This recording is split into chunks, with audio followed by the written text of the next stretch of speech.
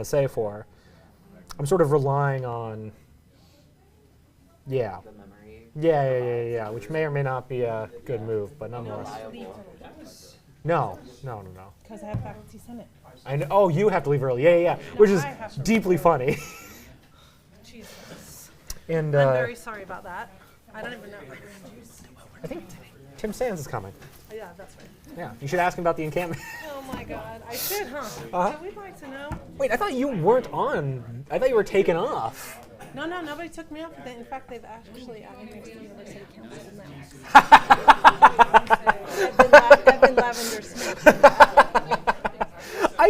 What happened to it? Wasn't it like Barbara or somebody was taking over for you? I just had an alternate. But then remember I came back. You came? No, I figured you came back to help us out, but. I'm on it. Live from the lawn. Huh? Live from the lawn.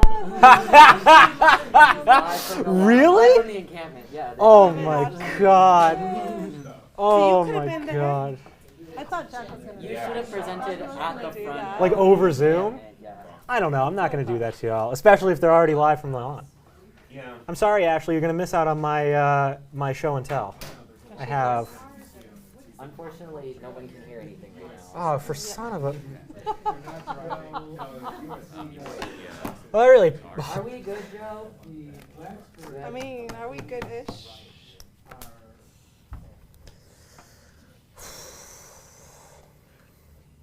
I don't like attention. I'm realizing. Is this a bad time to not realize true. that? That's not true.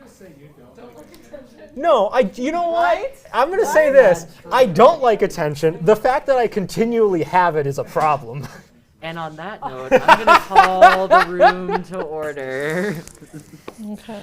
Welcome to our final seminar talk of the semester. I'm Oliver. I'm actually going to hand it over to Fernanda to sort of wrap up the semester and send us off. So Fernanda is on Zoom, and so I will hand it over to her to say some words and actually introduce Rebecca, who will then be introducing our speaker today. Who will then introduce you. Exactly.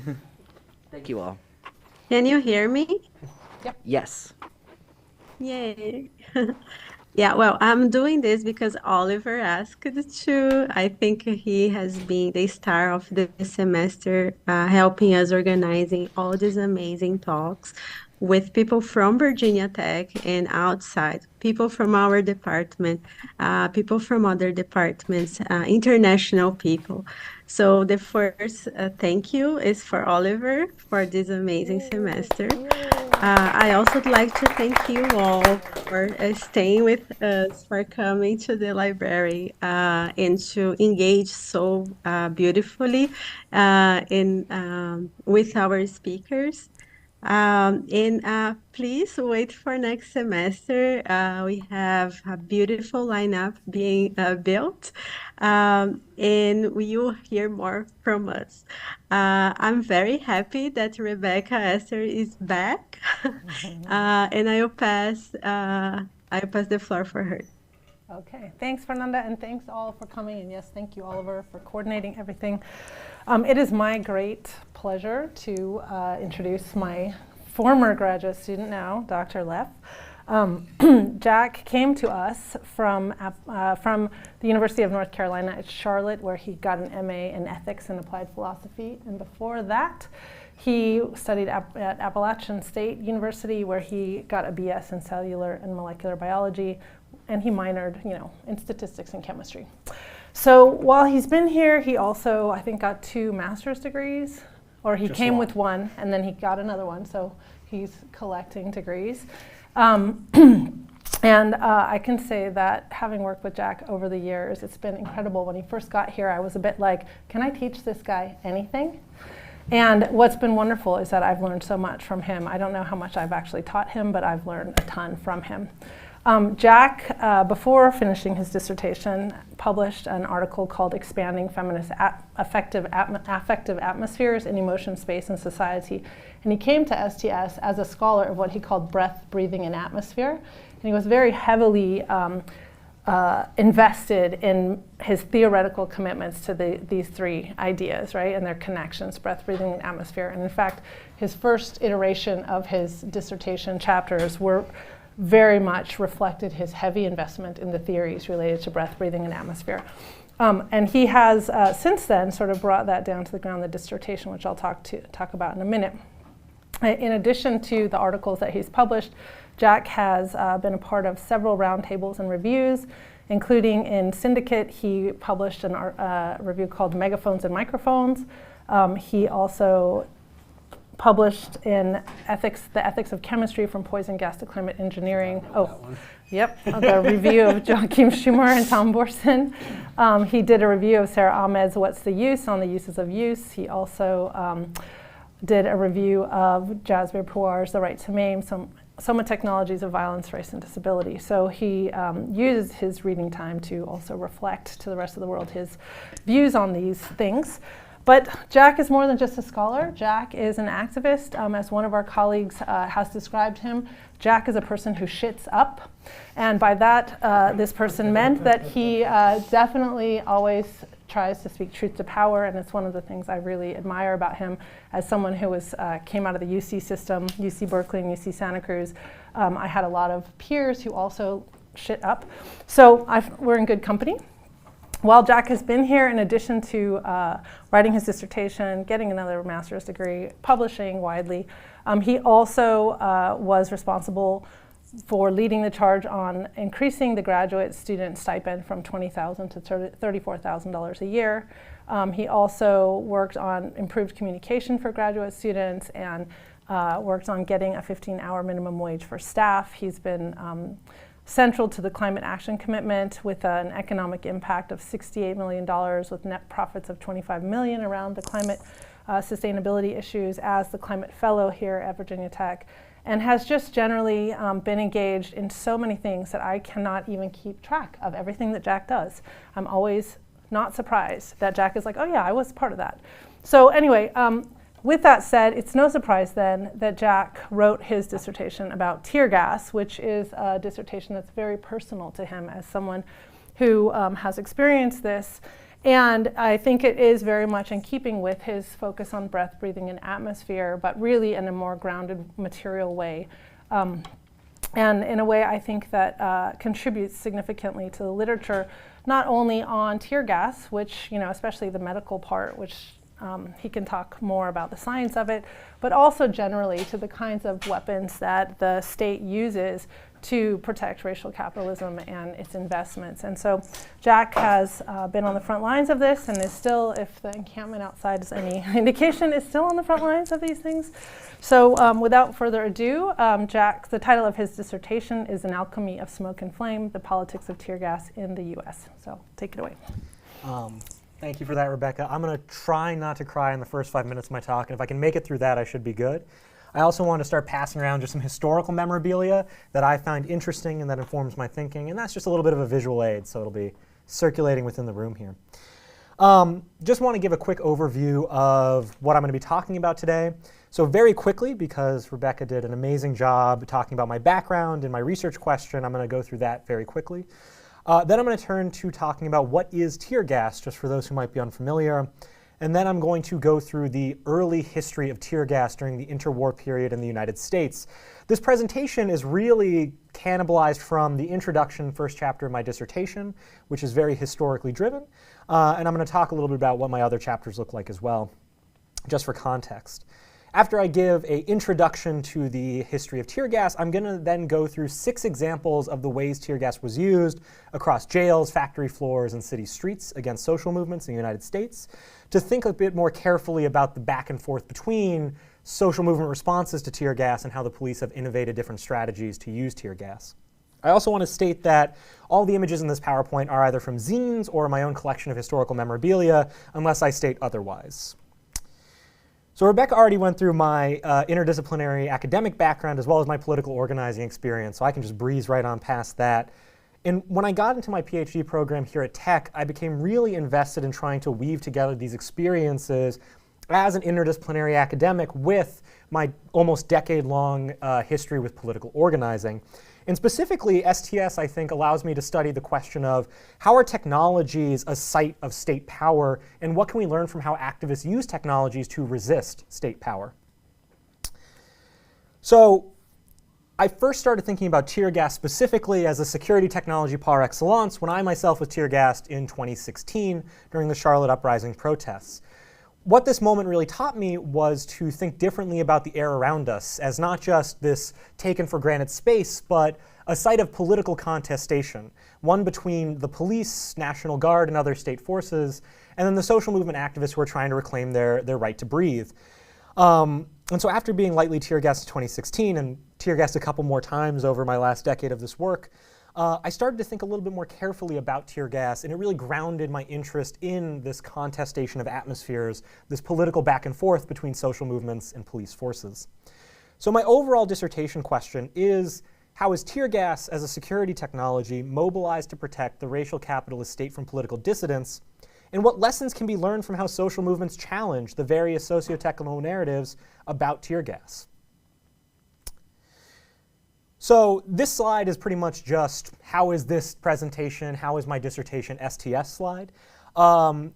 In line with my academic background and my political organizing experience, I've tried to take an interdisciplinary STS approach to addressing my central research question. First and foremost, my dissertation is a social study of a security technology, that security technology being tear gas. I'm interested in the different political, social, and normative valences that surround and enmesh tear gas and entangle activists up in the politics of tear gas itself. However, I also am interested in using some more grounded methods on top of that. The first two chapters in particular are indebted to a history of technology approach. My first chapter of my dissertation looks at the interwar period, and that's going to be where this presentation is from today. The second chapter of my dissertation looks at protest movements from the 1960s through our contemporary moment to think about how the tactics around tear gas have evolved strategically between the police and activists who have used both tear gas and other technologies to fight against the police.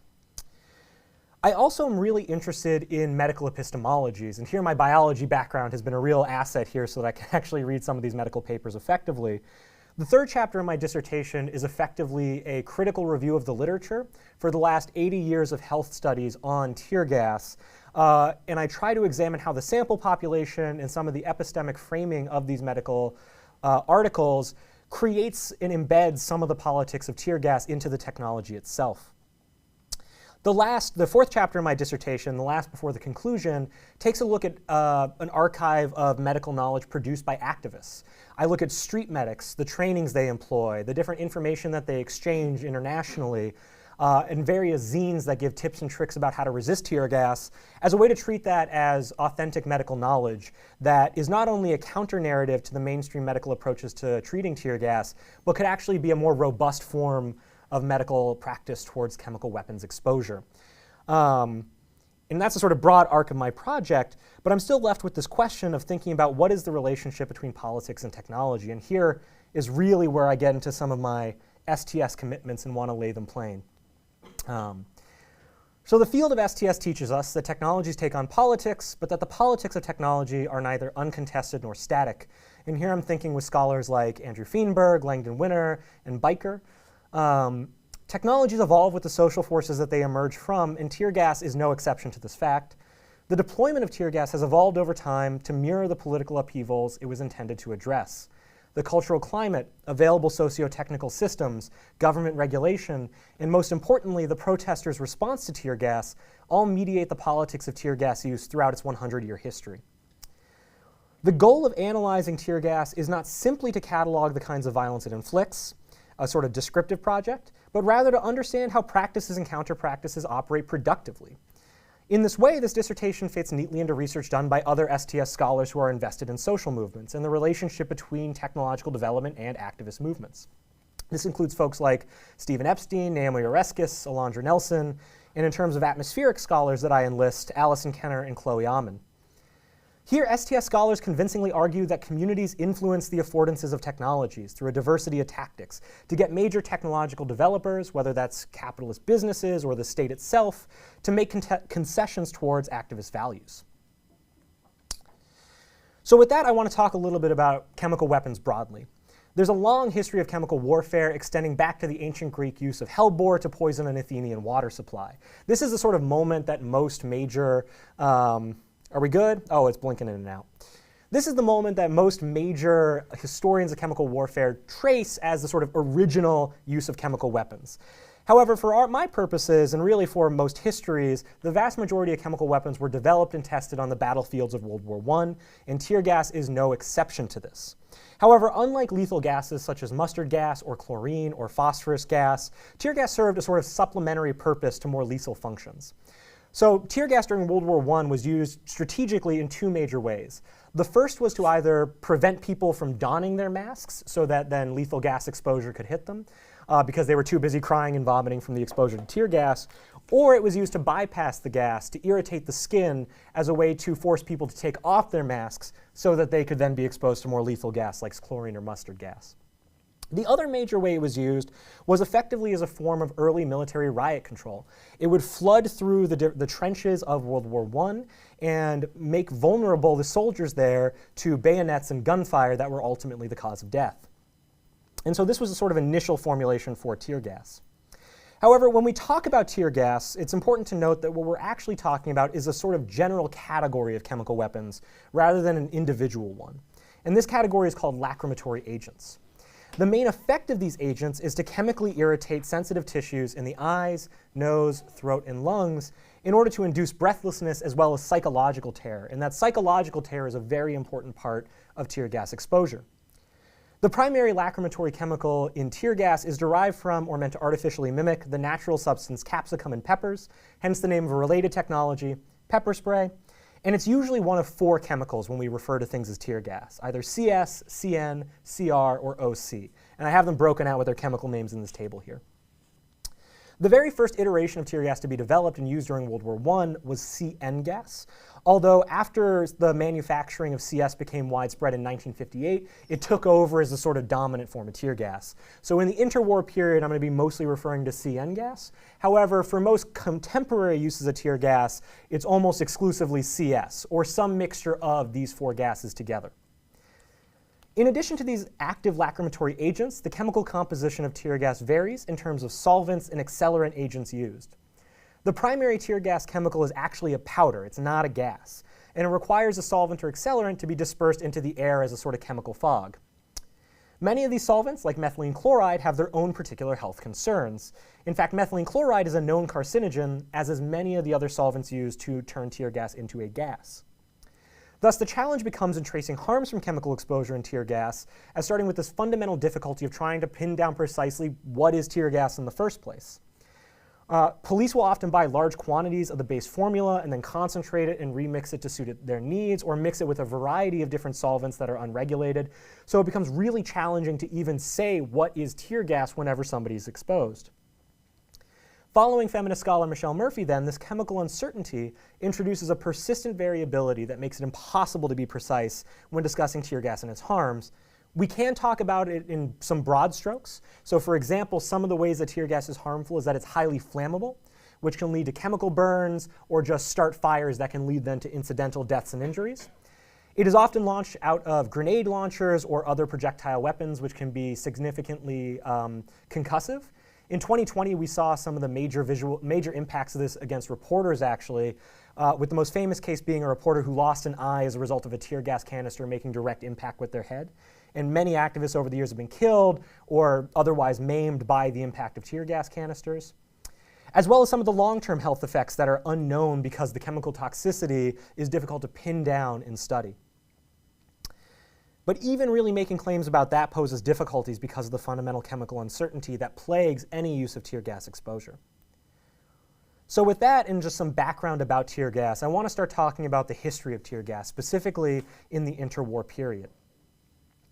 The politics of tear gas are inseparable from the historical and social context in which it emerged, its use during World War I, and the myriad ways military officials and tear gas manufacturers joined forces as a sort of early military-industrial complex to preserve its use despite attempts to ban chemical weapons internationally.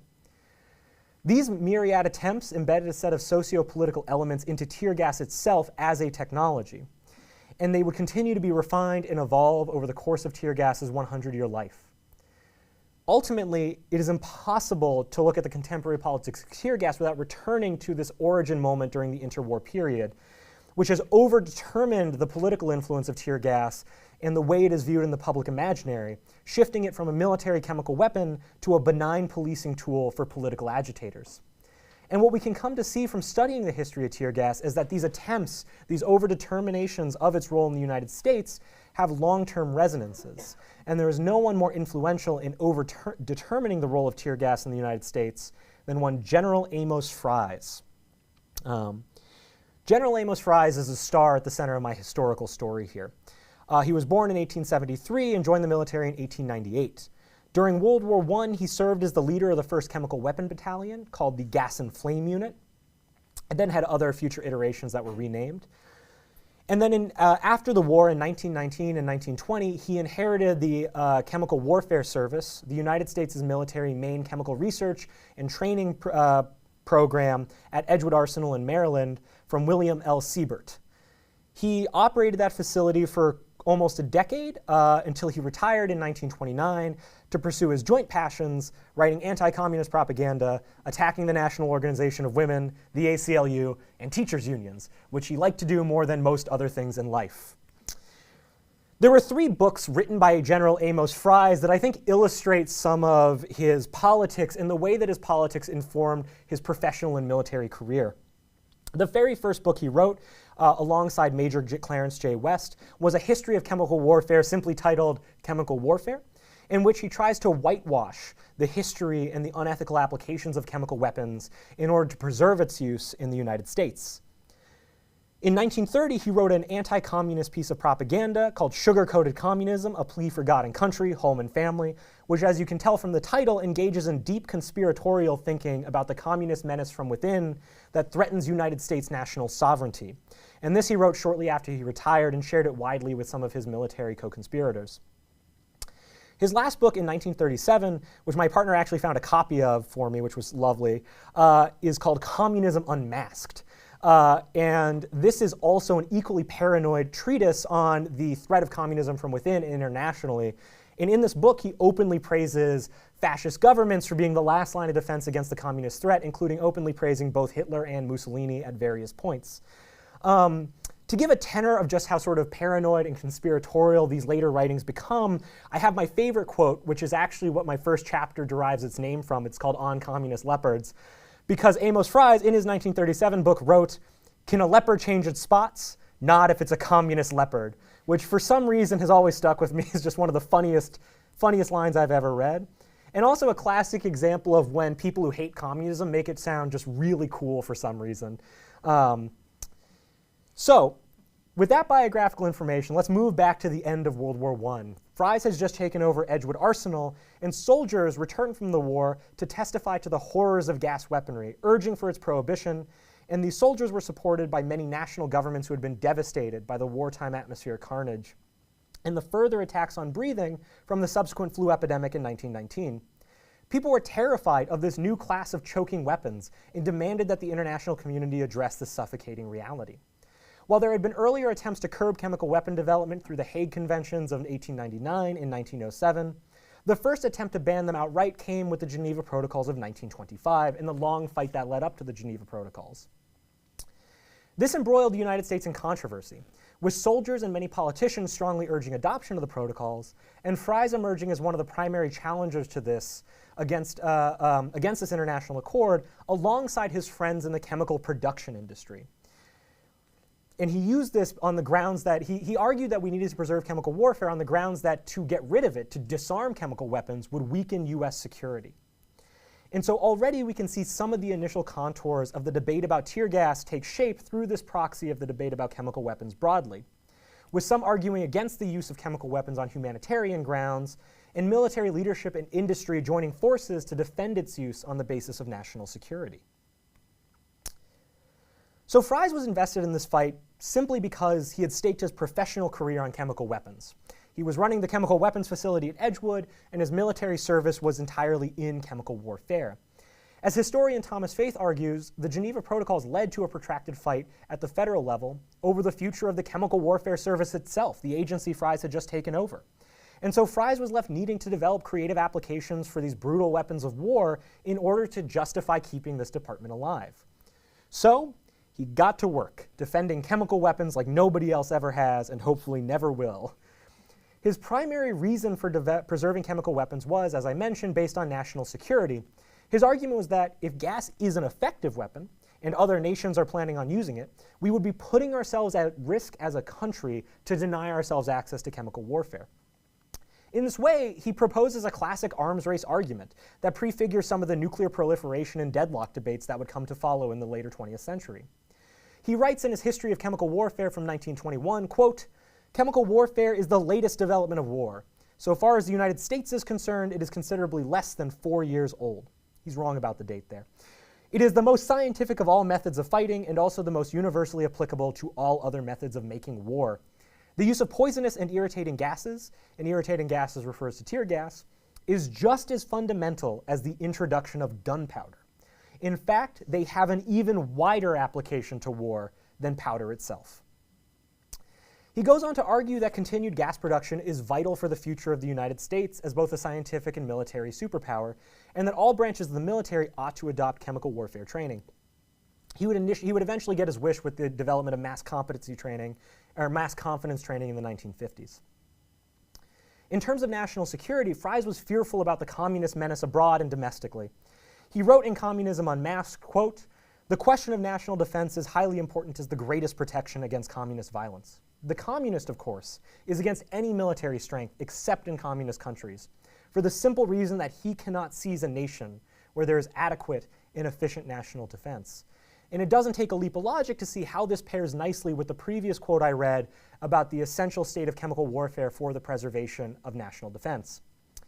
Understanding the disarmament of chemical warfare in the United States as an existential threat to national sovereignty, Fries took to the offensive, leveraging the resources garnered by his industry partners at the Lake Erie Chemical Company, a set of advertisements I am passing around, as well as the American Chemical Society, the major professional society for chemists, to block the United States from signing the Geneva Protocols, even interrupting a federal congressional session when he was not called to speak in order to speak in favor of chemical weapons.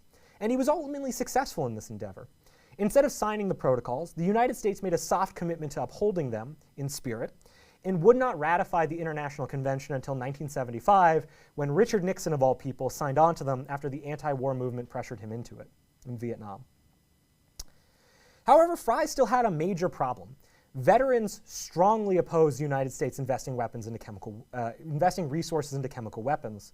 So his first attempts at defending chemical warfare against accusations of it being inhumane was an attempt to challenge the veteran testimony. And he did so in a really interesting way. He started by hijacking early statistical, almost epidemiological rhetoric, turning to the idea that despite widespread use during World War I, the chemical weapon casualty count was sufficiently less than other weapons such that it should be considered the less lethal option. And this narrative of less lethality sticks to tear gas in particular in the centuries to come.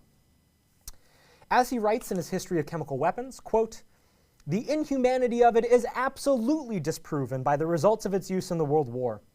The death rate from gas alone was less than 1/12 that from bullets, high explosives, and other methods of warfare. The disability rate for gas patients discharged was only about 1/4 that for the wounded discharged for other causes. The permanently injured is likewise apparently very much less than from other causes." End quote. So before I really address the statement, I want to say that historians such as Thomas Faith argue that his numbers here are wildly inaccurate in terms of characterizing the widespread harms of chemical weapons. This aside, the larger problem of bad publicity remained because the testimony from soldiers returning from the war directly contradicted the argument Fries was trying to make here. Veterans sidestepped the public health question almost entirely by highlighting, often in poetic terms, the unique horrors of gas weaponry. And here I have a poem from Belgian veteran Dan Bones that describes the horrors of gas warfare exposure during World War I. He writes, "The stench is unbearable while death mocks back. The masks around the cheek cut the look of bestial snouts. The masks with wild eyes, crazy or absurd. Their bodies drift on until they stumble upon steel. The men know nothing, they breathe in fear. Their hands clench on weapons like a buoy for the drowning. They do not see the enemy who, also masked, loom forth, and storm them hidden in the rings of gas.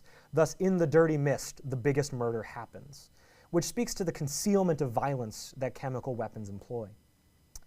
And ultimately, the public was swayed by the veterans, and Fries was unable to achieve his dream of maintaining chemical warfare broadly as the future of modern conflict. So, faced with uncertain futures for his department and what Fries saw to be the most important weapon for preserving U.S. sovereignty, he needed something that could guarantee the continued relevance of chemical weapons production and research, while also differentiating itself from chemical weapons that were seen as amoral in the public imagination. Tear gas emerged as a techno-scientific solution to his political problem. Adopting the language of scientific progress and less lethality, Fries saw it as an inroad to making gas weaponry more palatable to the public. Because tear gas was not lethal in and of itself and was mostly used to facilitate the use of more lethal gases during the war, Fries tried to establish tear gas as having a different reputation very early on from gases like chlorine or mustard gas. Fries and the Lake Erie Chemical Company spent hundreds of thousands of dollars on public relations materials for tear gas in order to paint it as a less lethal alternative to harmful gases. Now, Fries earnestly believed in the need to use chemical weapons as a safeguard against threats in the United States. However, he was also motivated here by profit, with many of his friends taking positions, at Lake Erie and other chemical production companies.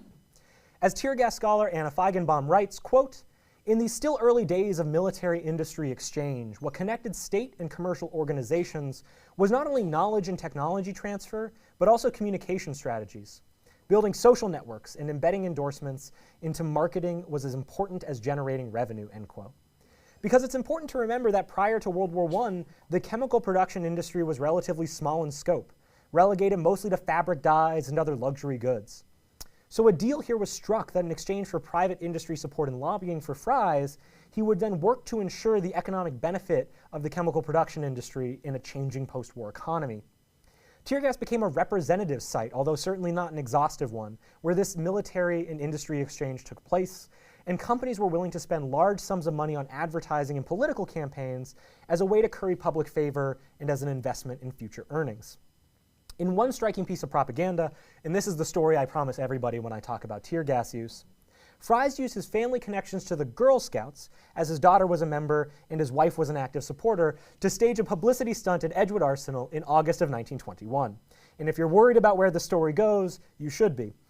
The story goes that in exchange for some of the land surrounding Edgewood, which the Scouts needed to build a campground, they would visit the facility with press present and then were hooked up to masks that would expose them to tear gas as a way to show it was a benign, harmless chemical. And here we can start to see some percolations of the patriarchal politics of tear gas that start to arise alongside some of the more nationalistic overtones of Fries' thinking. Fries assumed that the press would report that tear gas was so benign that even little girls could tolerate it without any harm, thus implying that manly men who it was being used against could tolerate tear gas with no problem. However, the resulting image painted by 60 Girl Scouts crying and weeping as a result of chemical weapon exposure did not provoke the positive public reaction he wanted, and was likely mostly a wash in terms of PR presence. But more importantly than the actual PR result from this one weird stunt that he pulled was the fact that it shows how aggressively Fries was committed to pursuing the whitewashing of tear gas, trying to paint it as harmless, and even going so far as to tear gas his own daughter to illustrate just how harmless he thought it was.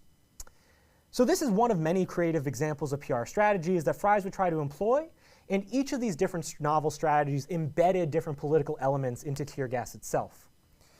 However, shockingly, the legitimacy crisis Edgewood Arsenal faced persisted even through tear gas and Girl Scouts.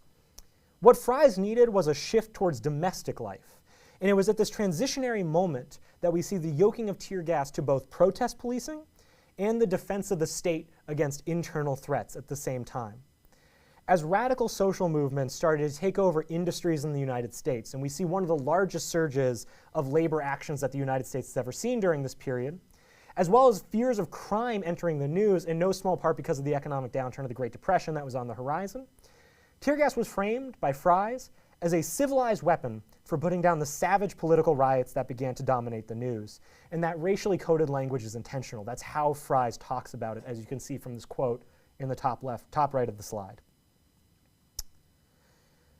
So, Fries got to work ensuring that tear gas would help fill this niche and generate profits for his friend and allies while pushing against political upheaval.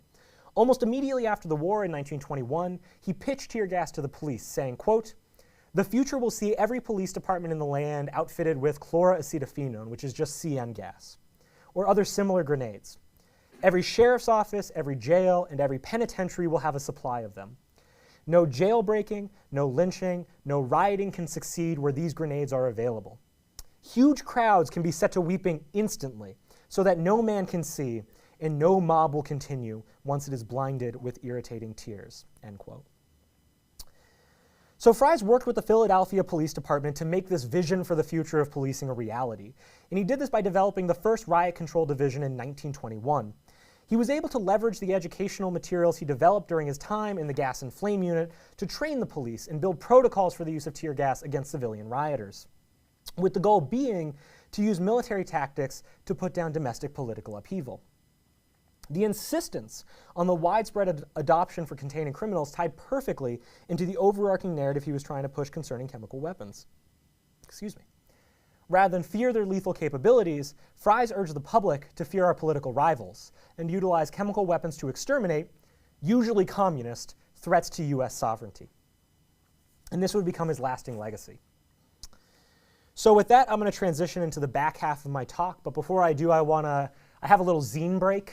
I love zines. I think they're a really interesting creative expression of protest movements, and so I just have a collage of some of my favorites here. While I'm at this moment, I also want to say that please forgive me if my voice breaks. I've been up since 3 a.m. helping out with the encampment that's currently right across the street, and I encourage everybody here to check it out as an example of what modern protest movements are doing and how they're innovating against various state forces that attempt to suppress them. So this is just my fun little zine break with a call to action halfway through my presentation. So, the first half of my talk has been setting up the political stakes of this discussion. Now I want to move into some specific, concrete, on-the-ground examples, as well as the activist responses to what the police are doing with the training Fries provides them. So I'm going to move through 6 examples here. And the point of these examples is to show how the initial politics that get embedded into tear gas have resonances with the use of tear gas against contemporary protest movements. The specific manifestations often look different. But what I'm tracking here is how the political rhetoric and function of tear gas is established as part of the technology during this period. While we see the evolution of these political narratives and functions today, the building block of tear gas's technological affordances are found during this period and with these initial struggles against tear gas. No worries. So let's begin within prisons. As Fries rolled out tear gas programs to the police, it was a very short skip and a hop to also include gas weaponry as part of the prison guards' toolkits. As early as 1922, and actually likely before this, we see prison guards using tear gas to quell riots. In the Michigan Reformatory, inmates were revolting for better living conditions, and these images are from a later prison riot within that same prison. There's not many images from the 1922 riots. The incarcerated people called out prison's terrible food, lack of heating, guard abuses, and other substantial issues within the prison. In response to 3 dormitories rioting against guard abuses, the guards used tear gas to put down the 40 to 50 men who were revolting against them. This became a common pattern throughout the interwar period as tear gas shifted from an uncommon technology associated with warfare towards one that is frequently used to quell domestic civil disturbances. The tear gas broke the barricade that the incarcerated people had established as part of their riot and was able to grind the protest to a halt. And so what prison guards took away from the use of tear gas in this instance was that perhaps the greatest utility of tear gas in prisons actually came as a result of the strategies used by incarcerated people, specifically the strategy of barricading oneself inside your dormitories and prison cells. The barricade is a useful protest tactic for the same reason that it's a useful military tactic. It takes advantage of the cramped prison and jail conditions, the carceral geography of the space, in order to prevent the guards from getting access to the protesters and thus inflicting punishing harm. Tear gas would prevent prisoners from utilizing this clever strategy by flooding through the barricaded area and lingering, because the cramped conditions also meant that there wasn't a lot of air circulation to disperse the tear gas and sort of mediate the long-term effects. It was a torturous way to shut down protests, as tear gas is a weapon designed to be used in wide open spaces. So the tightly enclosed prison cells meant that tear gas would persist for hours at a time rather than minutes. No worries. Can people still hear me? Yeah. All right, I'm going to keep going then. Tear gas exposure became an extension of the logic of punishment endemic to prisons and jails. By inflicting choking violence against those labeled as social deviants, it was able to establish a political order in addition to shutting down protest movements. However, this and other examples from the early 1920s only provided small-scale demonstrations for the efficacy of tear gas. What was needed was a large-scale example for its effects, which gets us to a 1927 protest in Kilby Prison in Montgomery, Alabama. So in 1927, Kilby Prison saw an uprising of 500 inmates around a change in rules regarding visitation rights. In response to this protest, the guards brought out tear gas and shotguns to shut down the uprising, with 4 people being shot and 10 injured in the brawl. Promised to the public as a more humane carceral institution by the governor it was named after, Kilby, Kilby Prison has been the site of many horrific acts of racial violence in particular. Just 5 years after this 1927 riot, the Scottsboro Nine would be held here on false charges in one of the most important public cases of racial discrimination in the court system. However, what's important about the 1927 Kilby Prison riot for my purposes is that it became a major case study for the police in tear gas's ability to sequester large-scale protests in prisons and jails, which ultimately and unfortunately proved to be a success. The Kilby Prison riot showed prison guards and wardens that tear gas was equally effective, if not more effective, against a crowd of 500 as it was against a crowd of 40 to 50. So following this use of tear gas, it shouldn't be a surprise that the weapon proliferated in prisons and jails, especially as political upheaval continued throughout. The use of Kilby as a supposedly humane and gentle carceral space gave license to other prisons and jails across the country to use the weapon as a justifiable punishment against incarcerated people who are struggling for better living conditions behind bars. So now, and my transitions start to be weaker and weaker as the presentation goes on, we're going to talk a little bit about factory floors, about the different labor strikes that were happening during this period and how police responded with tear gas.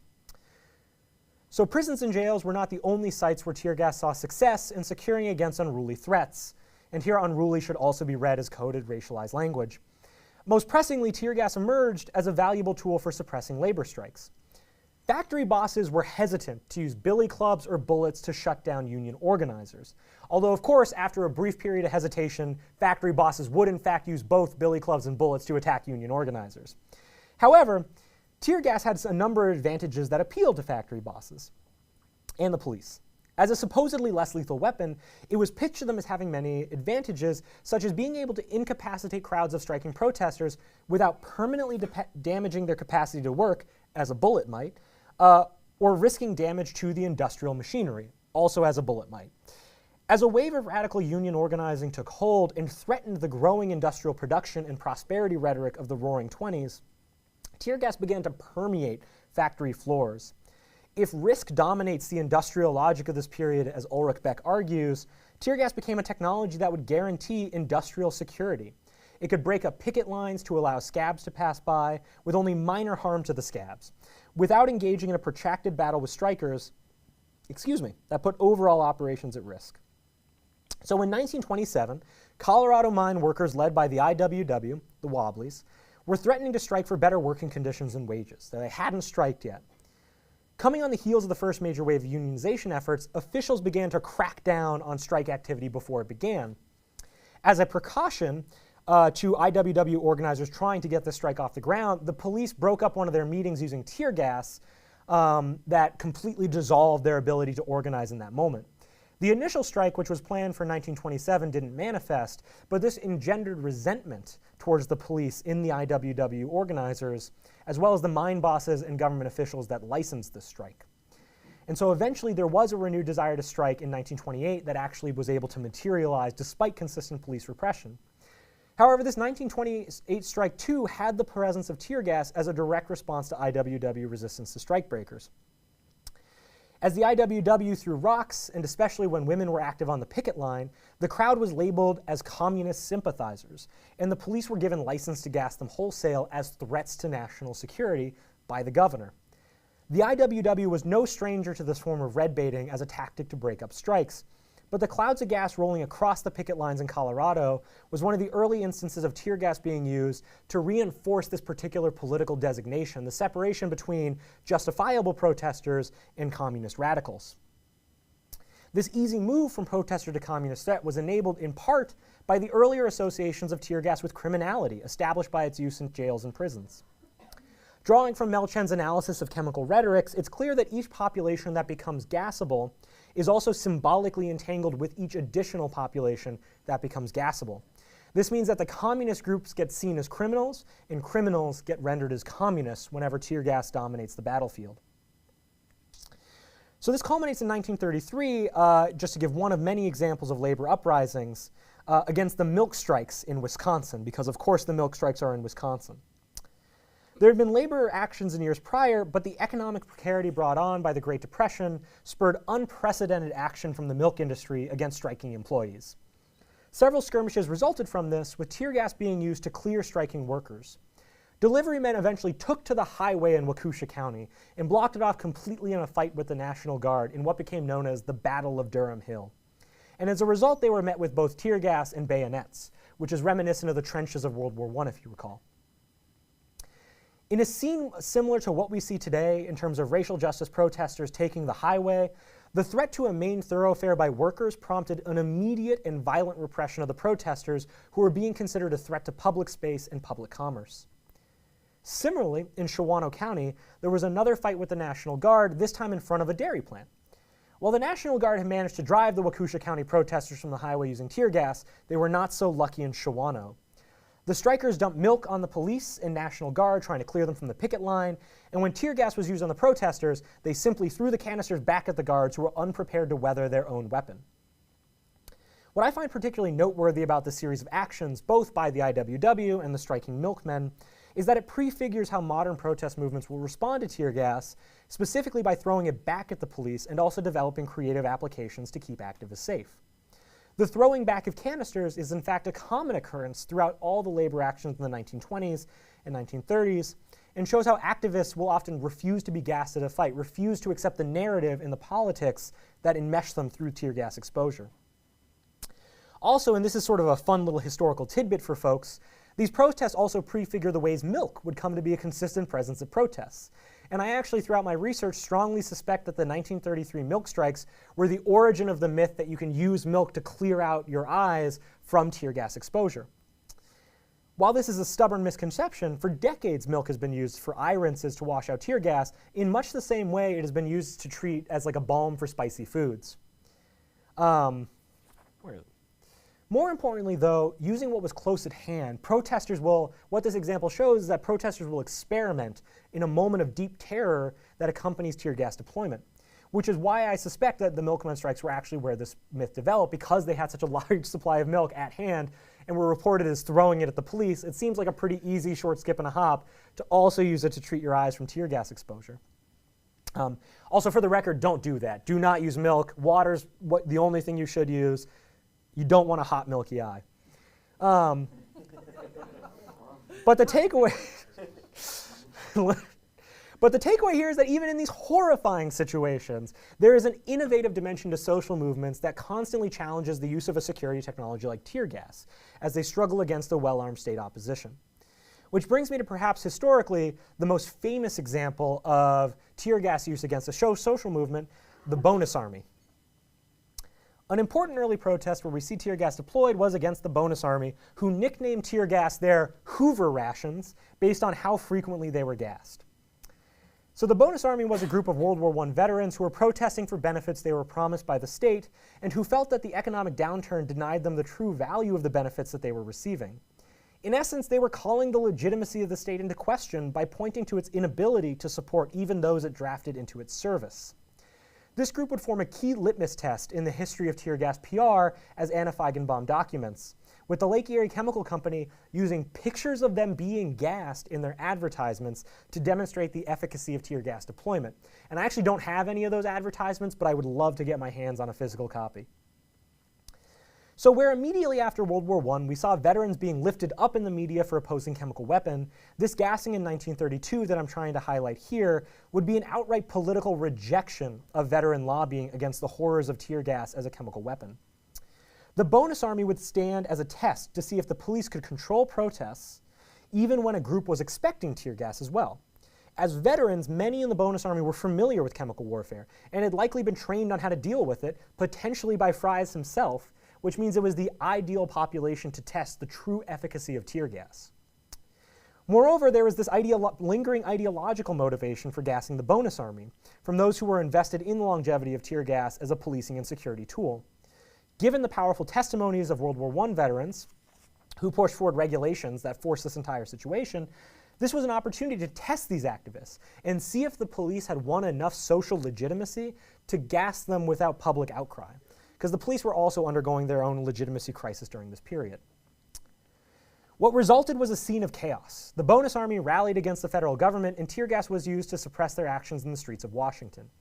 There were skirmishes regularly between the bonus army and National Guard, with the bonus army trying to capture public spaces and streets in an effort to push back the clouds of gas. As reported at the time, there were concerns that more radical elements within the bonus army were steering the direction of the actions and that they were undermining the gains made by the more moderate factions, right? And this was, of course, largely a fiction. While every social movement you have more or less radical elements, to suggest that there were two discrete camps within the bonus army was an attempt by the media and the police to drive a wedge within the movement, effectively splitting the bonus army into those whose grievances were legitimated by the media reporting and those whose grievances were just radical communist threats. During a particularly aggressive labor action by the bonus army in 1932 that resulted in tear gas use against them, the media reported that the only people who were actually being gassed were those communist radicals within the bonus army who were giving the group a bad name. So effectively, this is sticking that label of communist radical to anyone who is gassed by saying being gassed is thus the foundation of being a communist, creating a clear line between gassable members of the bonus army who were framed as radicals and those who weren't gassed, who were framed as being the protesters who do it the right way. A narrative that should be familiar to all of us who have been involved in political movements over the last several decades. So to be a gassable element of the bonus army was to be an unreasonable communist, just like the IWW and just like the communist prisoners who were rioting. Whereas to avoid being gassed was to be a reasonable protester. In 2020, there was a hard distinction drawn by politicians around legitimate actions by the Black Lives Matter movement and illegitimate protest actions. And this was usually centered around the question of property destruction. Social movements are fundamentally built upon solidarity. And what we see in this narrative is an attempt to break up solidarity by introducing the right and wrong ways to protest as categories that can be deployed strategically by state interests. As STS scholars such as Ruth Bronstein have shown, the presence of weaponry like tear gas in protests can thus function as a kind of boundary work, hewing civil protests from riots in the public imagination. And so while the specifics of who would be labeled reasonable versus unreasonable have evolved over time, what has stayed the same in the last 100 years of tear gas history is that it is a technology used to draw a rhetorical distinction between desirable and undesirable elements of a movement. And then this is going to be my last slide here. I'm going to skip my little conclusion section, I think. So let's talk about the unemployed councils in the Communist Party USA. While the racial politics of tear gas use would not reach their apogee until the 1960s and 1970s, Fries would also leverage fears of black radicals to substantiate tear gas's legitimacy and further cleave acceptable and radical protesters from one another using tear gas. As an example, from 1929 through 1932, there was a multiracial coalition of activists called the Unemployed Councils, which emerged across the country. These councils were part of the Communist Party USA's organizing efforts to center poverty in electoral politics. And as with most early CPUSA projects, the unemployed councils were met with severe police repression. As violence broke out in 1930, the police were instructed to tear gas thousands of demonstrators in Cleveland, Los Angeles, Washington, Seattle. And the protesters fought back, with days-long standoffs being held between the communist activists and their allies and the police. This is an example where Fries was right. They were actually communists at that time. He can't really deny that. Effectively responding to the economic downturn in the early 1930s, the unemployed were organizing themselves across the country, but especially in economically destitute areas like Oklahoma City. In one particularly shocking display of violence, the Unemployed Council in Oklahoma City was protesting, was protesting economic disenfranchisement by taking food from a local grocery store in 1931. In response to this action, waves of tear gas attacked the 2,500 protesters, and the police ultimately arrested 26 people. Here we can see an early example of the protest policing strategies that would evolve as labor organizing became more militant. Activists for economic justice were beaten, gassed, and arrested en masse for reclaiming food during the Great Depression. The use of tear gas against explicitly communist groups as one of its early manifestations also cemented Fry's narrative that anyone who was gassed was a militant communist or of a similar ilk. And here we can remember Mel Chen's chemical slipperiness of the rhetoric around chemical weapon use. It also began to encode the racial politics of tear gas into the weapon, as part of the state fear of the unemployed councils was their multiracial composition, and particularly their black and indigenous leadership, which we can see in some of these images from the unemployed councils movements. The slippage between communism, black, and indigenous resistance was established through these early policing efforts, and came to be the experimental testing ground by which tear gas takes on its white supremacist power. Effectively, tear gas became an explicitly political, anti-communist, and white nationalist tool of the early 20th century in ways that would prefigure police responses to social movements of the 1960s and up through our contemporary moment. So with that, I'm going to skip some of my sort of summary points and conclude. And I don't think I took up the full hour and a half, which is good. That's all I got.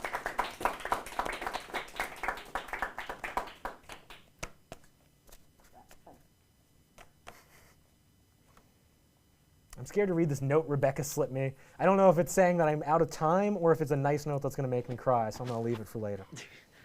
That's a landmine right there. Leave it for later. Well, thank you, Jack. I really appreciate it. And so I will be running the Q&A today. And so we're going to start with Daniel, but we have multiple microphones today. So instead of me running around the room, I'm just going to put microphones on the table, and you can pick them up as you will. I will also monitor Zoom. So with that, I'll hand it to Daniel. Thanks, Jack. Yeah, I really want to read the whole document. This is really fascinating, even what the great taste you gave us today. Often there's a whole discussion of the way that governments, particularly this comes up with regard to the U.S.'s closest ally in the Middle East, uses crowd control, is endlessly inventive with crowd control techniques and uses them experimentally. And so I'm wondering historically about that theme, which is a great STS theme, about the use of tear gas, not just as crowd control, but the use of tear gas as an experiment and to gather information, to figure out, techniques and to refine techniques. How does that figure into your story? Yeah, so the general picture I'm trying to paint, and first let me say that Anna Feigenbaum has a really great, albeit short chapter on this in her book on tear gas, and I'm actually drafting for a September edited volume a essay specifically on this question as it pertains to the technology transfer between the US and Israel around tear gas and some of the questions of citizenship that it provokes. But for my purposes, I think a lot about the interactions and the back and forth between social movements that are likewise constantly innovating different strategies of resisting tear gas, with the police, the military, constantly innovating new and effective ways to inflict greater degrees of violence. And so the chapter following this one does a little bit more work illustrating that. I try to track the different PR tactics that police will use to basically whitewash and demonize protesters, as well as the way the protesters have started to use the media starting in the 1960s and 70s with the civil rights movement and extending to social media today to push back and challenge that dominant narrative by the police. And so I would say that the overall historical trend is a sort of arms race between social movements and different police forces and nations.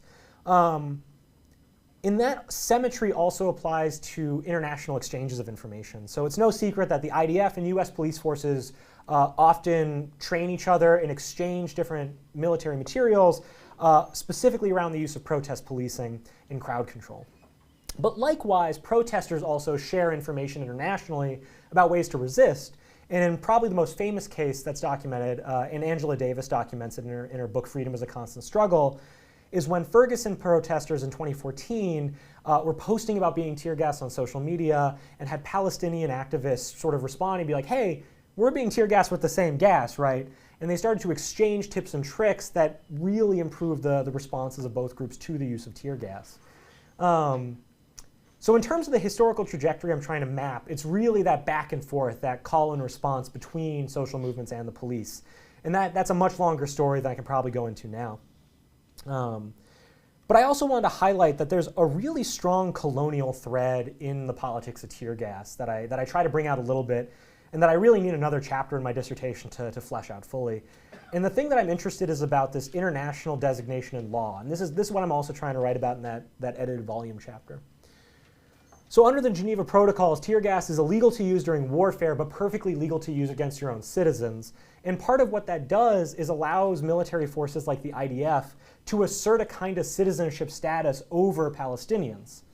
Because what's happening in this situation is that if Israel recognized Palestine as an enemy combatant, as an enemy nation that it was engaging in warfare against, then it wouldn't be allowed to use tear gas under an international law.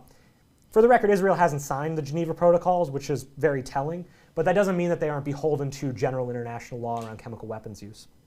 But that being said, if Israel considered Palestine a nation that they were at war with, then they wouldn't be allowed to use tear gas against Palestinians. But precisely because Israel maintains them to be not just property, citizenship property of Israel, but second-class citizens, that is what enables Israel to use tear gas against them effectively, both under international law and also in the sort of international sphere of public perception. And this strategy was directly inherited from the US use against tear gas against poor Black and Indigenous communities. This was inherited from the use of tear gas by the colonial British government against colonized India. And it's sort of this longer thread of colonial militaries using the weird international status of tear gas to their advantage as a sort of rhetorical and political tool. So that was sort of a long-winded answer, I think, but hopefully it gave some movements toward it, and I'm hoping to write a little bit more about that because I find it interesting.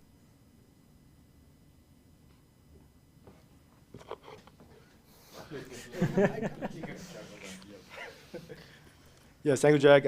I'm also very looking forward to read the full documents because it's kind of remind me a lot of my previous military experience because being tear gas is definitely not fun. Yeah. And always is, yeah, they will just try to do it. So I kind of like caught up by this idea of using crowd, but also using the militaries as a ground to experiment the efficacy of tear gas.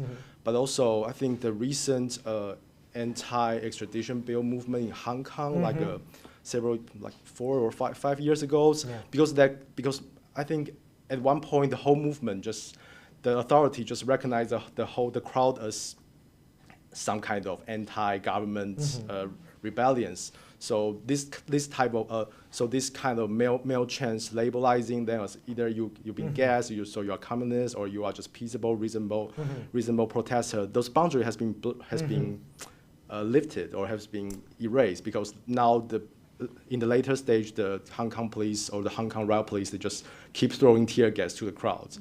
So definitely crowd develop or evolve some kind of tactics against tear gas, just like, And 3M, like a protective mask, definitely being effective at some points. And also, just like you mentioned, that throw back the tear gas canister, but also be sure that you wear your gloves, or otherwise you will burn your hands, or you can just use a bat to heat back those canisters.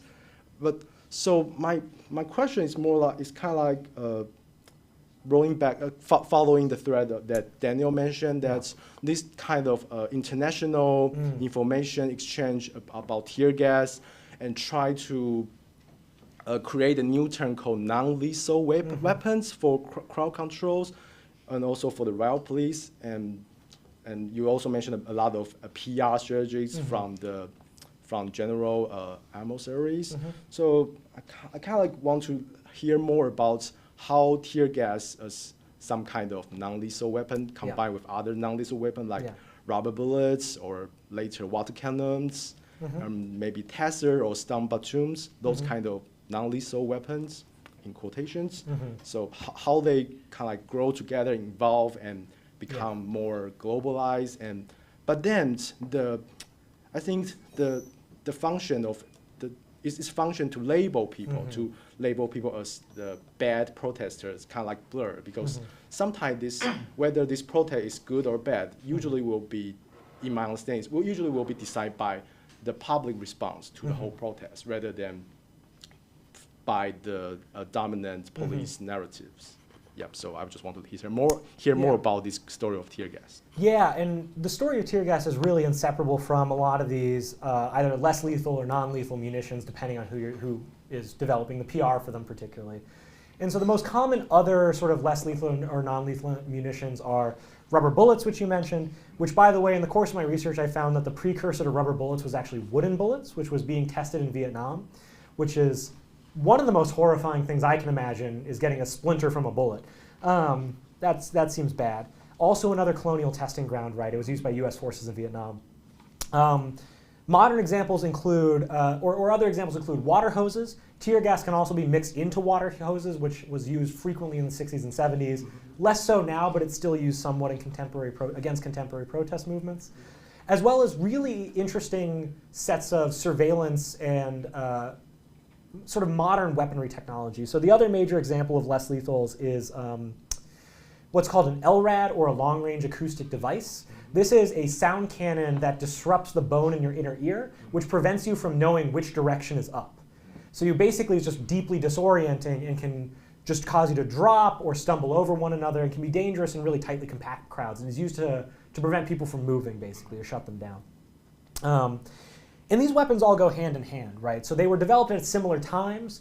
So as the police in the United States were experimenting with tear gas against the anti-war movement, the police were also experimenting with other less lethal munitions against the Vietnamese, as well as experimenting with tear gas against the Vietnamese. In what we would now consider a war crime, the United States used tear gas to try to flood out Viet Cong tunnels to try to prevent them from bunkering down and avoiding different payload drops from the US military, or chopper fire. So at the same time that they were doing that and experimenting with tear gas as a way to flush people out, which in some ways is kind of reminiscent of the World War I use to flush out trenches, and also to flush out people behind prison bars, right, of barricades. All these things sort of go hand in hand. They were also testing these other weapons, novel surveillance technologies, novel PR strategies, right? The war in Vietnam was as much a war about public perception as it was a war of just like normal geographic gain. And as a result of that fact, tear gas had a really essential role to play as a way of either trying to demonize anti-war protesters, and then you see anti-war protesters developing strategies of fighting back, whether that's sabotaging chemical weapons facilities, really using mass media, photographs, video, to display how violent tear gas actually is.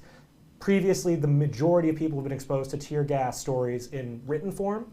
And so that makes it easier to sort of whitewash the harms. But if you see a video of people being chaotic and being hounded by tear gas, that's much harder to hide the visible violence of. And so that's a roundabout way to answer your question of saying, like, when we look at the 100-year history of tear gas, there's a lot of stuff that stays the same. And that's why I wanted to do in this talk is highlight the interwar period. A lot of the building blocks of what the police and militaries would do in the 1960s, the 1970s, the 2000s with Occupy, the 2020 uprising, all of that has its roots in the interwar period, right? But the specific manifestations change. And I think this brings us back to the point about Hong Kong, right? Because in the early 20th century, anti-communism was rabid, right? And it became a very useful political cudgel for helping the state shape the boundaries of acceptable versus unacceptable protests. And you're right to say that it's always sort of a matter of public perception. So that it's not that the state, has unilaterally can dictate what is acceptable or not. These are all attempts to shape that narrative, among many others. And so during the interwar period, we see them weaponize early anti-communism that would then reach its fervor throughout the McCarthyite years in the 1950s. As a way to make that distinction. But that distinction is very United States specific.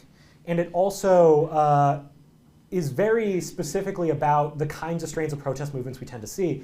Hong Kong's an interesting example because we still see the same tactic. There are gassable protesters and there's ungassable protesters, and one is considered legitimate by the state and one is considered illegitimate by the state. But it's not about communism versus anti-communism because, of course, the Chinese government frames itself as communist. It's about, they're sort of challenging protesters on their claim to democracy. So where the protesters would say, we are the Democratic Front, we are fighting for autonomy of Hong Kong, we are fighting for democratic decision-making of this region, the communist government argued that they were in fact anti-democratic protesters, that they were challenging the sort of overarching democratic communist state, and that in fact by shutting them down, they were fighting against anti-democratic tendencies. So it's the same strategy, but it's sort of been rearranged and evolved to reflect the specific political circumstances that tear gas is being used in.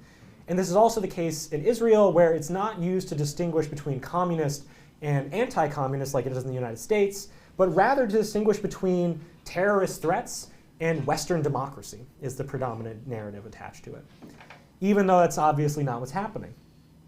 I also want to flag that, one last thing that I find interesting is that in Hong Kong, one of the really exciting things was a lot of novel interventions about tear gas. So we saw two in particular. One was the traffic cone method, where you take a traffic cone, you put it over a tear gas canister that was just launched, and you just pour water into the thin top of the traffic cone until it douses the canister and stops igniting. Right? Contains the gas, douses it, minimizes harm. The other major innovation was the umbrella strategy, where they would basically every protester would carry umbrellas, which was in part because of legal limitations for carrying other devices that might be able to protect against tear gas. Necessity is the mother of invention. And they would use the umbrellas to box in the tear gas canisters until somebody could throw them back at the police.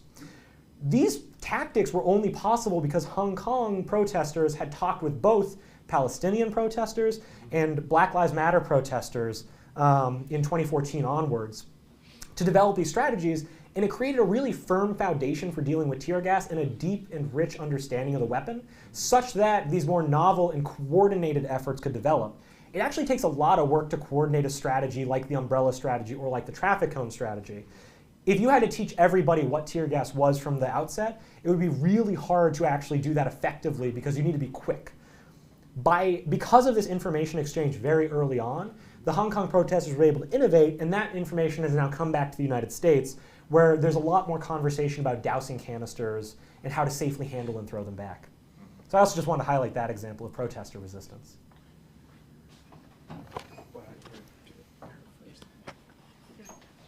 Does this work? Okay. Thanks, Jack. You have talked some about the ways that tear gas gets gendered. I've been thinking during your talk about the conversations that emerged after the summer of 2020 about the links between tear gas and adverse reproductive health outcomes. And specifically about the ways that those conversations are so often framed in terms of not knowing what the effects of tear gas are on reproductive health. And meanwhile, you're kind of mapping the ways that knowledge of the way that a tear gas canister works kind of gets built across networks, Hong Kong to Palestine to protest here. So I'm just curious about how you think about this appeal to not knowing in the ways the politics of this technology are contested. For sure. So this also, I think, gets back to the first part of Gen's question that I didn't address as well, which is this: how does it take on this less lethal status, right?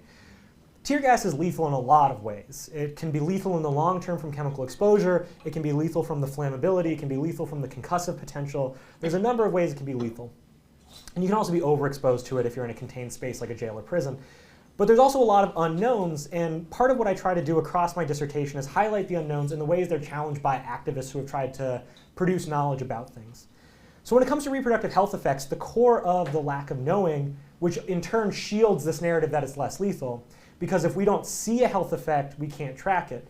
Let me back up a little bit to justify that claim a little bit more. We're all at Virginia Tech and engineering school. One of the most common paradigms in engineering is that if you don't count it with data, it doesn't count.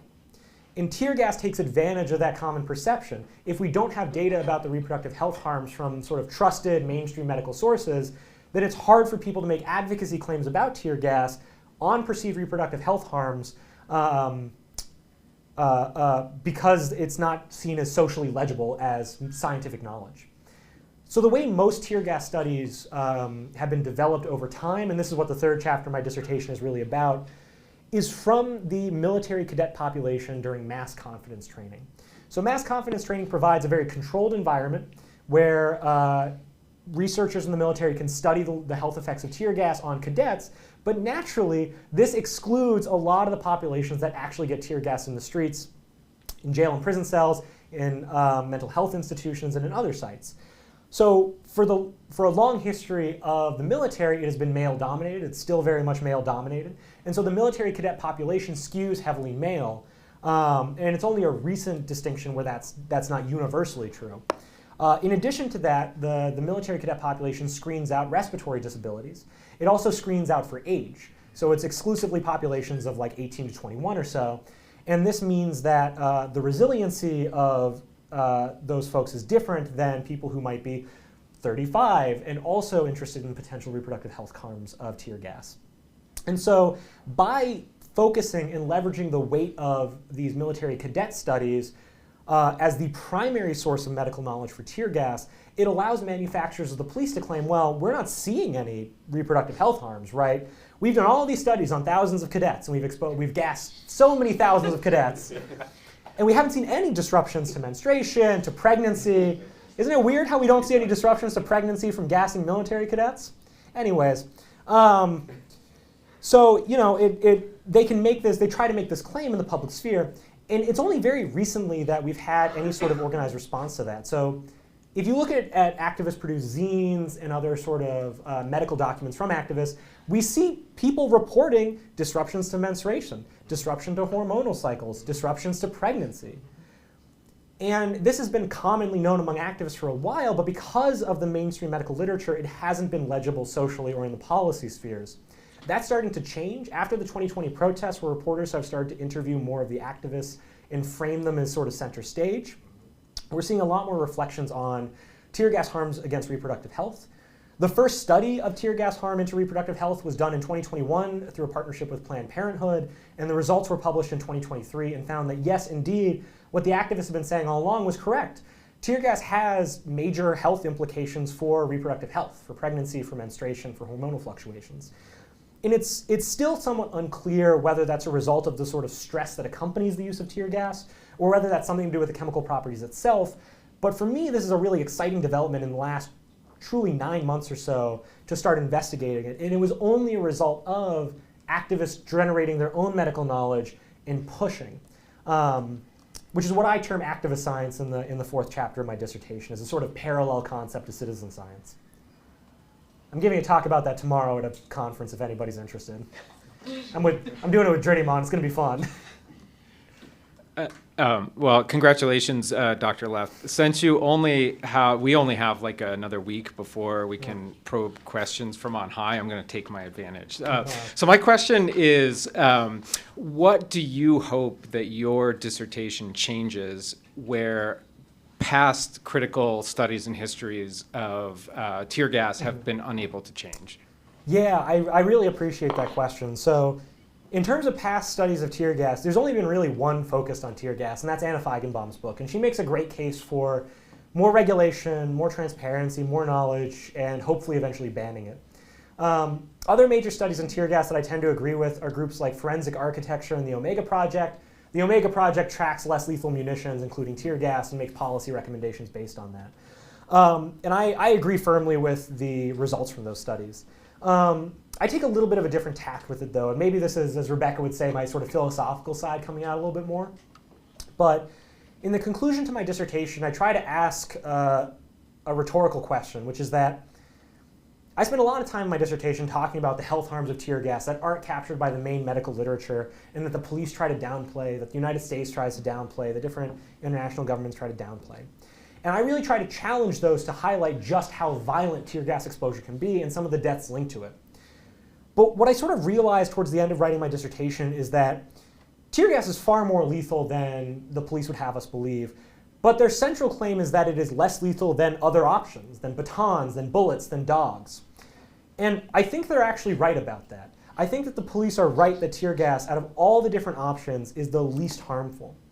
And what I try to conclude my dissertation with is to turn that question around on its head and ask, if the best we have to police protests is a horrifyingly violent chemical weapon, what does that say about our policing system, the narratives of security that are used alongside tear gas, and the way we consider political threats to the United States? And for me, I think the takeaway is just I hope that people reflect on the question of security in this country and how much value we put into it. And how, if we think about tear gas in a more critical light, what it reveals is not that it's more harmful than bullets or batons, but that the fact that it is the least harmful option, that it's arguably the best of all possible ways of protest policing, should have us reconsider the entire institution of protest policing in the first place. And so I hope that that's the sort of conclusion that folks can come away with. And that conclusion comes directly from some of my abolitionist organizing. So I've worked with prison abolitionist groups for a while now. It was one of the first groups that I started working with, and I really find prison abolitionists in particular, in the way they foreground imagination and thinking through these things and values and challenging state values to be important. And so I really am inspired by them in that sort of last provoking thought that I'm trying to, and then I hope people get out of a more critical study into the history and medical politics of tear gas. Congratulations again. I was at your defense, and this is really nice to see like this chapter and this fleshed out so much here. That would have been really nice to end on that, but I'm going to ask you a very prosaic question. That was very poetic and let's just say it's it's refusing finality. It's refusing the easy closure.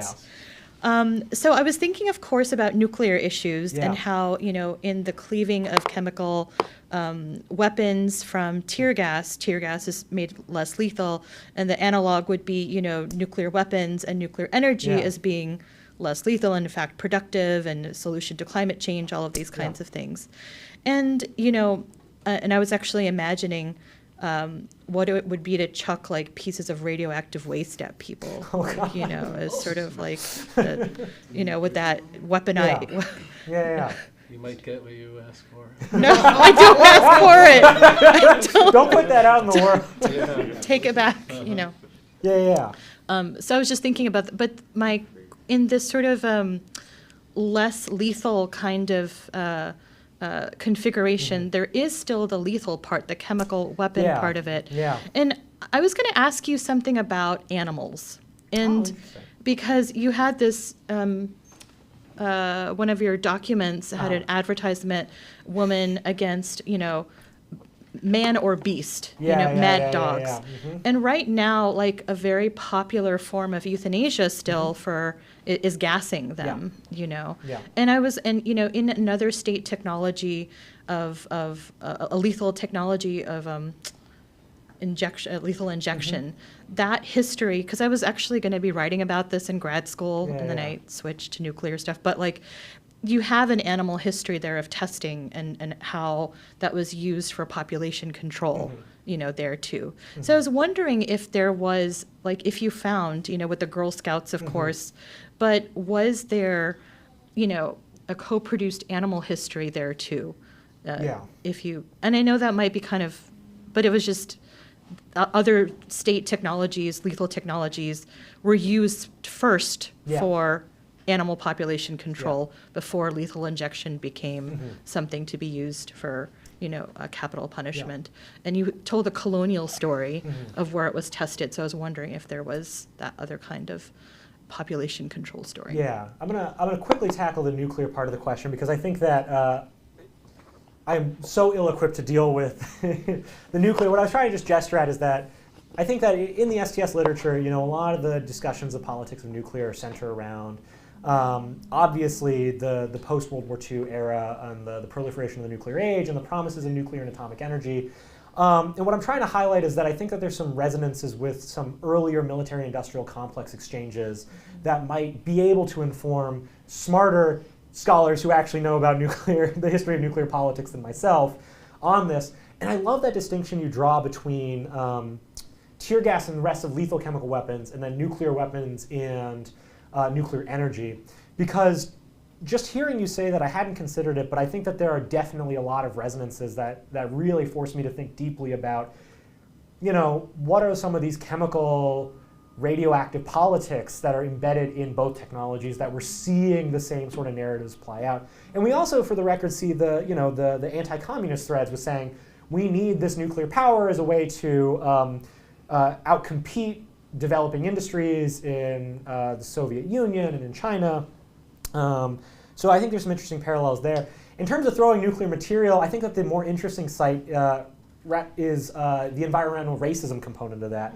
And I think part of the project that I initially had but sort of had to drop because there was such a lack of material about the environmental health harms of tear gas that I really had to scope that out of my project, even though I wanted to look into that for a long time. I realized that I would probably have to do some empirical toxicological studies myself to generate any sort of insight into the potential environmental impacts of tear gas. So I sort of sidebarred that question. But when I initially was thinking about this project, the potential environmental racism implications of the fact that tear gas is used in cities, predominantly poor and black areas of cities, to police protests. What are the long-term environmental health consequences of that? It's really hard to say, and that's a question I'd like to investigate deeper. But I think, in terms of thinking about some of the throwing nuclear waste stuff, that's the parallel for me. Don't want to. All right. That was funny. But in terms of animality, that's a huge thread, and it comes up in a couple different ways. A lot of the ways it comes up, especially early, is rhetorically. Fries was really a fan of using the conflation of animality and savagery to demonize communist protesters. So that's what I think about a lot in this. It's tongue-in-cheek for me because I just find it such a fun sentence. But the serious political aspect of it, of the phrase, "Can a leopard change its spots? Not if it's a communist leopard," is a very clear allegory for the animalization and dehumanization of communist challenges to the United States, right? And this is all over his work. He talks about the uncivilized savages a lot. He makes a lot of comparisons of animals, especially with women and animals. He's a big fan of calling women under communism like dogs in less flattering terms. And he will deploy that as a way to suggest that the use of tear gas is distinguishing between dehumanized others and the proper citizen of the United States. It's a sort of very rote and brute force approach that we see. It's not particularly sophisticated, but it still gets carried through to the contemporary use of politics as we see, police, governors, state senators, and the president calling for tear gas use against Black Lives Matter protesters as the same as putting down animals. There's also another component of the story where a lot of experiments on animals are used to make claims about humans. So in my third chapter, I talk a little bit about the toxicological research on tear gas that's mostly done in cats, which was deeply unpleasant to read as a cat owner. I did not like reading about the LD50 studies about how they determine the lethality dose of tear gas. I'll leave that vague mental image for folks as a blessing. But cat studies and mice studies are really prevalent in a lot of the health claims about tear gas. If we're not talking about cadets, we're talking about animals, almost exclusively. And so I wasn't able to draw on this, but I think it's sort of implicit in a lot of Mel Chen's work, tying together animality, the animacy hierarchies that they describe, the relationship between chemical exposure and animality, in the sense that tear gas exposure can render somebody less human and therefore more animal. And I think that some of the ways that the toxicological framing these medical studies are working are enabling that. And also some of them are just by necessity because it's hard to test an abundance of chemical weapons on humans. It's just a fundamental problem. It's really hard to do chemical weapons health studies, in fairness to. Now everyone's got smartwatches, Yeah. for the protesters, so you just collect that data. Well, but protesters are told to take off all their surveillance devices, right? This is one of the common issues that ideally you'd want to test protesters, but famously radical protesters who are being tear gassed, not a fan of the state, and not really trusting of medical professionals. And so it's really hard to get even short-term sort of accountability between test patients and medical researchers, let alone long-term. In my dissertation, I talk about the example of where it's done really well, which is among 2,000 people who are retired members of the Irish Republican Army. I'll have to leave it at that because it's a longer story, but that is to say, I think that the animality question is really resonant throughout the entire history of tear gas. And it's used in different ways that I probably don't unpack fully in my dissertation, but that I think are part of this larger back and forth between human and other, ungassable and gassable, correct protester, incorrect protester that needs to be put down like a dog, right? Yeah. And for me, I think that's the end of the day, and that's why I'm proud to be a communist leopard. Is that a good way to end? Does that work? Yeah. We don't have to. I mean, I guess we have 1 minute. Yeah. I think we're good. I'm not a communist leopard now. He answered most of my questions. Never changed. They never changed. Yeah. My question was very different than yours, but he responded to my Probably. I questions. haven't found any I haven't been able to find any examples, but I assume he did. It seems like the kind of thing he would do. Although he was also, I think he was a colonel major during the war, so maybe he just gassed his troops instead. Who's to say? He really. I wonder if you Yeah. to talk more about He really protesters took us and questions and if you could trace that Joey, back. thank you for everything.